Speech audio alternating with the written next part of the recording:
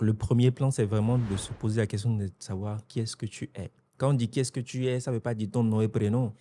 Parce que le nom et prénom, c'est des choses qu'on a héritées, on n'a pas Oui, voulu. On n'était oui, pas là quand ils ont décidé de nous appeler oui. X ou Y. Comme Mais moi, Roland.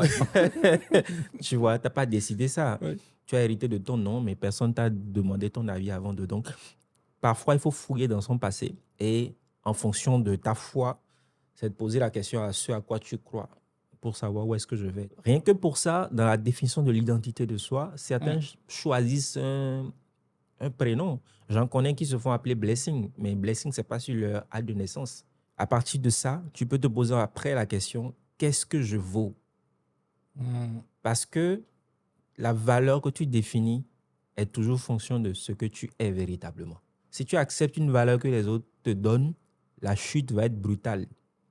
Parce que forcément, cette valeur-là n'est pas alignée à ton identité.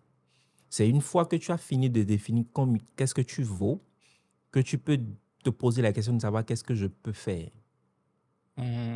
Puisque tu sais ce que tu peux faire, tu es conscient de tes forces et de tes faiblesses aussi. Parce que quand tu sais ce que tu peux faire, tu sais au fond de toi ce que tu ne peux pas faire. Et à toi de te poser la question de savoir comment je peux faire ce que je ne sais pas encore faire. La vie d'adulte